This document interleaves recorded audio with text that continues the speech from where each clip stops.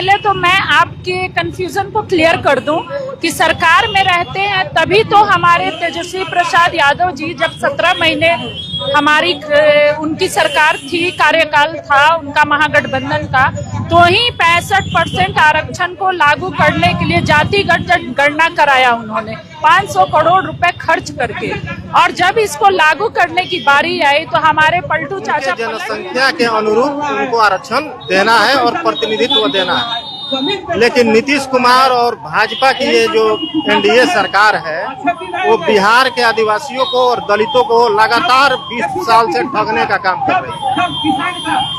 जातिगत गणना के हिसाब से अनुसूचित जाति का थी, तो हम झारखंड में 4 जीते हैं, वहाँ हमारा मंत्री होने जा रहा है जी। तो हम हार कहाँ, एक स्टेट में हमारे 4 डैमेज होते हैं, एक सब स्टेट में हम सरकार में आते हैं, हमें कमी कहाँ है? महागठबंधन की सरकार हो रही, बगल के राज्य में सरकार आई भाजपा की, ये नफरत फैलाने का काम किया। अंग्रेज क्या करते थे, फूट डालो शासन करो, ये उन्हीं से नीति सीखे हुए हैं, उन्हीं से सिद्धांत सीखे हुए हैं। ये लोग अब चाह रहे हैं कि अब एक तरफ हिंदुत्व का नारा दो, एक तरफ मुसलमान का नारा दो, क्योंकि इसी से हम लोग सत्ता में बने रहेंगे। भोली भाली जनता है, ये लोग आते हैं, जुमला फेंकते हैं, जनता फंस जाती है।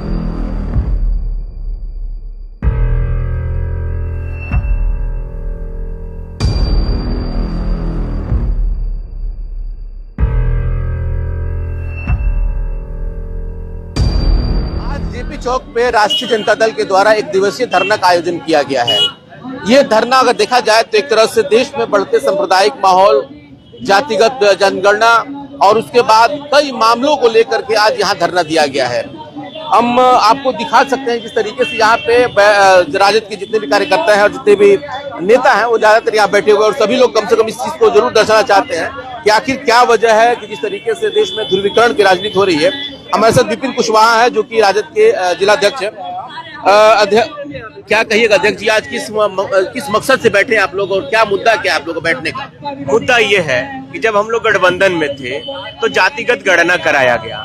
जातिगत गणना के आधार पे जो आर्थिक रूप से गरीब लोग हैं उनकी जो आरक्षण सीमा है 65% बढ़ा के किया गया। उस समय माननीय मुख्यमंत्री नीतीश कुमार जी भी हम लोग महागठबंधन में थे। अभी तक उस चीज को लागू नहीं किया गया, ये क्या कारण है, क्या व्यवस्था है माननीय मुख्यमंत्री जी को? भारतीय जनता पार्टी जो कहती है वो तो करती नहीं है। वो कॉन्स्टिट्यूशन विरोधी सरकार है, दलित विरोधी सरकार है, आदिवासी विरोधी सरकार है, अति पिछड़ा विरोधी सरकार है। तो हम लोग का मांग यही है कि ये जो 65% जो सीमा तय किया गया था आरक्षण का, उस चीज को लागू किया जाए। लागू इसलिए किया जाए कि जो आर्थिक रूप से गरीब लोग हैं उनको सही से उस चीज को वो लोग भी मुख्य धारा में आ पाए। सवाल यहाँ ये उठता है कि अभी तो उसके ऊपर कोर्ट का ही स्टे लगा हुआ है, कोर्ट ने उसके ऊपर स्टे लगा दिया, तो कोर्ट के स्टे को कैसे अब पार्टियां उन पर निरस्त कराएंगी और उसको क्या अगला कदम होगा पार्टियों का? कोर्ट पे तो मेरा कोई टिप्पणी नहीं रहेगा, लेकिन कोर्ट में गए कौन, ये भी बहुत बड़ी सवाल है।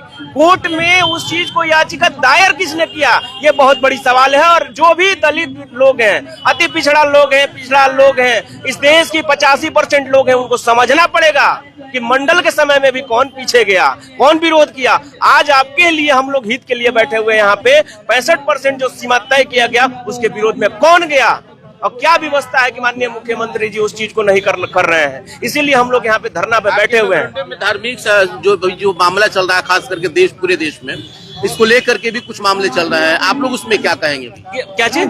देश में ध्रुवीकरण की जो राजनीति हो रही है, जिसमें अभी संभल के मामला देखा जाए, उत्तर प्रदेश के मामला देखा जाए या मध्य प्रदेश के मामला देखी जाए, तो भाजपा एक तरह से देखा जाए ध्रुवीकरण की राजनीति कर रही है, उसमें आप लोग पार्टी का क्या रोल हो सकता है? बहुत, हम लोग तो हर गाँव में बैठ रहे हैं तो वहाँ पे बात को रख रहे हैं कि जब से 2014 में सरकार आई भाजपा की, ये नफरत फैलाने का काम किया। अंग्रेज क्या करते थे, फूट डालो शासन करो, ये उन्हीं से नीति सीखे हुए हैं, उन्हीं से सिद्धांत सीखे हुए हैं। ये लोग अब चाह रहे हैं कि अब एक तरफ हिंदुत्व का नारा दो, एक तरफ मुसलमान का नारा दो, क्योंकि इसी से हम लोग सत्ता में बने रहेंगे।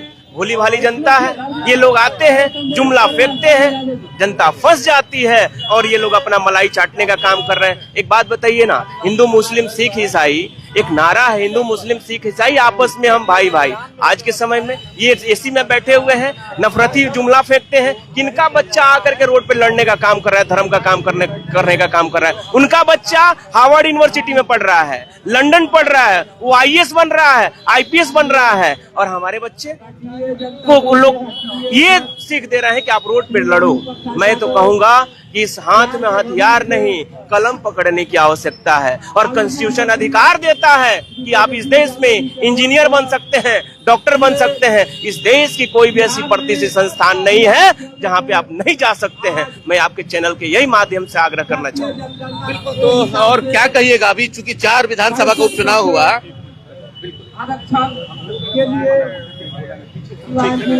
अभी जो मामला चल रहा था, खास करके 4 विधानसभा का चुनाव हुआ, आप लोग उतना अच्छा प्रदर्शन नहीं कर पाए, क्या कमी कहाँ रह गई? देखिए, उपचुनाव में हम 4 यहाँ हारे हैं। अगर 4 में 3 हमारी सीट थी, हम हारे हैं, 1 सीपीआई की सीट थी, तो हम झारखंड में 4 जीते हैं। वहाँ हमारा मंत्री होने जा रहा है जी, तो हम हार कहाँ? एक स्टेट में हमारे 4 डैमेज होते हैं, एक सब स्टेट में हम सरकार में आते हैं। हमें कमी कहाँ है? महागठबंधन की सरकार हो रही बगल के राज्य में। लेकिन अगर एनडीए वर्सेस महागठबंधन को देखा जाए तो कहने का मतलब वो प्रदर्शन नहीं दिखा पाए आप लोग। इसका मतलब कि आप लोगों में एकता नहीं है, अभी एकता नहीं है। उसमें थोड़ी सी बातें हैं, कुछ पार्टी को विचारणीय विषय है। इस पे पार्टी को अपने में संशोधन करके इस पे विचार से इस पे समीक्षा बैठक होगी। इसमें हम लोग खोज निकालेंगे कि मामला कहाँ से है। आज का ये धरना प्रदर्शन जो हो रहा है, इसको लेकर के क्या कहेंगे आप लोग? क्या मतलब अब रह गया है? क्या आप धरना प्रदर्शन ही होगा कि लोगों को कुछ काम करने की कोशिश करेंगे? देखिए, हमारी सरकार जब नीतीश जी के साथ में थी तो उस वक्त काम हुआ है।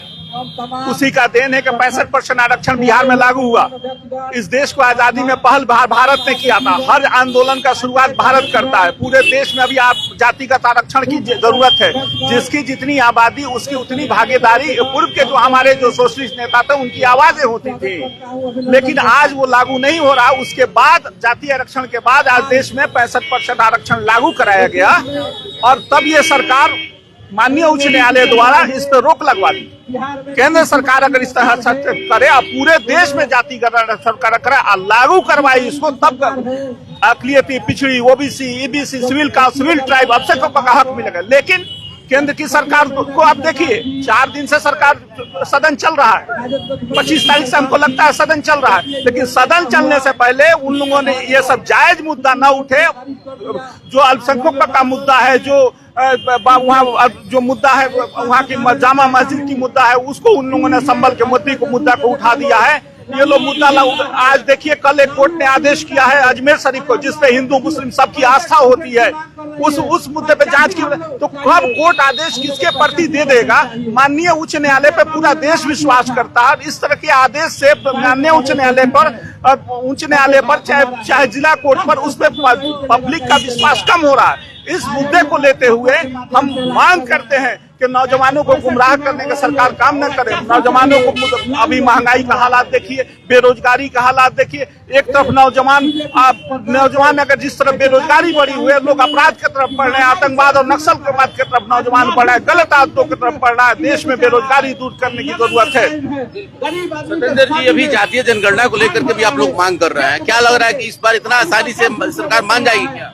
देखिए, सबसे पहले तो आपको बहुत बहुत धन्यवाद। संविधान में ये व्यवस्था बनाया गया है कि किसी भी राज्य में अनुसूचित जाति जनजाति को उनके जनसंख्या के अनुरूप उनको आरक्षण देना है और प्रतिनिधित्व देना है। लेकिन नीतीश कुमार और भाजपा की ये जो एनडीए सरकार है, वो बिहार के आदिवासियों को और दलितों को लगातार 20 साल से ठगने का काम कर रही है। जातिगत गणना के हिसाब से अनुसूचित जाति का जो जनसंख्या है 20% है, और अनुसूचित जनजाति का जो है 2% है। और वर्तमान में ये सरकार जो है 16% आरक्षण दे रही है दलित को, यानी 4% जो है उनके अधिकारों पर हनन किया जा रहा है। और अनुसूचित जनजाति का 2% आबादी है और उन्हें 1% दिया जा रहा है।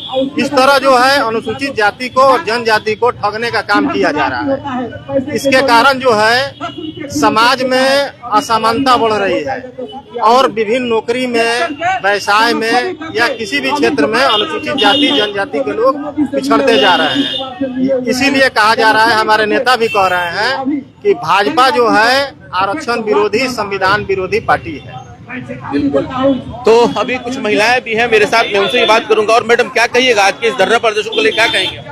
ये धरना प्रदर्शन में कहना क्या है, ये तो लगातार आज दूसरी बार हम लोग धरना प्रदर्शन में बैठे हुए हैं और जब तक हमारी मांगों को पूरी नहीं की जाएगी तब तक ये धरना प्रदर्शन रुकेगा नहीं, लगातार चलता ही रहेगा। जब आप लोग सरकार में रहते हैं तो इस चीज के ऊपर ध्यान नहीं रहता है, सरकार से हटते हैं तो फिर आप लोगों को लगता है कि ये काम नहीं हुआ, वो काम नहीं हुआ। तो ये सिर्फ राजनीति होगी कि सच में आम जनता के अधिकारों पे आप लोग काम करेंगे?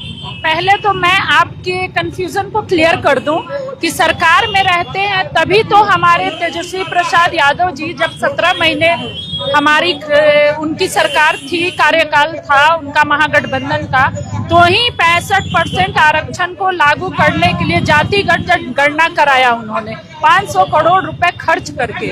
और जब इसको लागू करने की बारी आई तो हमारे पलटू चाचा पलट गए और जाके अपने बीजेपी से मिल गए। तो अब वो भी नहीं चाहते हैं कि हमारे बिहार में लोगों को रोजगार मिले, यहाँ से हमारा बिहार गरीब मुक्त राज्य बने। इतनी महंगाई है तो फिर हमारा ये लड़ाई, ये जो एक मुहिम जो हमारे तेजस्वी प्रसाद यादव जी ने छेड़ा है, तो ये तो आप कैसे कह सकते हैं कि सरकार में इसकी सुनवाई नहीं, उन्हीं की तो। इसलिए कि देखिए, जब सरकार में आप लोग थे तो बहुत सारे ऐसे मुद्दे थे जिन मुद्दों के ऊपर ध्यान नहीं दिया गया।